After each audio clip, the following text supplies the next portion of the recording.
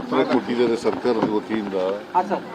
ಸರ್ಕಾರದ ವತಿಯಿಂದ 2 ಸಾರಿ ವಿಧಾನಸಭೆಯಲ್ಲಿ ವಿಧಾನ ಪರಿಷತ್ನಲ್ಲಿ 2 ಕಡೆ ಉತ್ತರ ಕೊಟ್ಟಿದ್ದಾರೆ. ನಾನು ಪತ್ರ ಬರೆದಿದ್ದೀನಿ. ಈ ಅಭಾವ ಇದೆಯಲ್ಲ, ಈ ಅಭಾವ ತಪ್ಪಿಸಲಿಕ್ಕೆ ಬೇರೆ ಏನಾದ್ರು ಬೇರೆ ದೇಶಗಳಿಂದ ತರಿಸ್ತಕ್ಕಂಥ ಪ್ರಯತ್ನವನ್ನು ಮಾಡಬೇಕು ಅಂತಕ್ಕಂಥ ಮಾತುಗಳನ್ನು ಹೇಳಿದ್ದೀನಿ. ಈಗಲೂ ಕೂಡ ಒತ್ತಾಯ ಮಾಡ್ತೀನಿ ಕೇಂದ್ರ ಸರ್ಕಾರಕ್ಕೆ. ಹೋಟೆಲ್ಗಳ ಮೇಲೆ ಅವಲಂಬಿತರಾಗಿರ್ತಕ್ಕಂಥವ್ರು ಭಾಳ ಜನ ಇದ್ದಾರೆ. ಹೋಟೆಲ್ಗಳಲ್ಲಿ ನಿಲ್ಲಿಸ್ಬಿಟ್ರೆ ಭಾಳ ಕಷ್ಟ ಆಗ್ತದೆ, ಇಡೀ ಜನಜೀವನ ಅಸ್ತವ್ಯಸ್ತ ಆಗ್ತದೆ ಅಂತಕ್ಕಂಥ ಮಾತುಗಳನ್ನು ಸಂದರ್ಭದಲ್ಲಿ ಹೇಳಿ ಕೇಂದ್ರ ಸರ್ಕಾರ, ಯಾಕಂದರೆ ಇವರು ಕನ್ಸರ್ನ್ ಮಿನಿಸ್ಟ್ರು ಸಿಂಗ್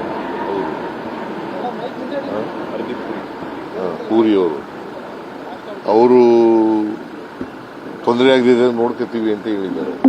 ಅದು ಕೂಡಲೇ ಮಾಡಲಿ ಅಂತೇಳಿ ಒತ್ತಾಯ ಮಾಡ್ತೀವಿ. ರಾಜ್ಯದಲ್ಲೆಲ್ಲ ಸಮಸ್ಯೆ ಇಲ್ಲ, ಕರ್ನಾಟಕದಲ್ಲಿ ಯಾಕೆ ಸಮಸ್ಯೆ ಅಂತ ರಾಜ್ಯ ಬಿಜೆಪಿ ನಾಯಕರು ಹೇಳ್ತಾರೆ. ಯಾರು? ವಿಜಯೇಂದ್ರ ಅಶೋಕ್ ಇವರೆಲ್ಲ. ಅವರು ಸಪ್ಲೈ ಮಾಡಲಿ, ಕರ್ನಾಟಕಕ್ಕೆ ಅವರು ಮಲ್ತಾಯಿ ಧೋರಣೆ ತೋರಿಸ್ತಾ ಇರ್ಬೋದಲ್ಲ. ಹಾಗಾದ್ರೆ ಸಪ್ಲೈ ಮಾಡಲಿ, ಕರ್ನಾಟಕಕ್ಕೆ ನಾವು ಇಟ್ಕೊಂಡು ಏನು ಮಾಡ್ತೀವಿ?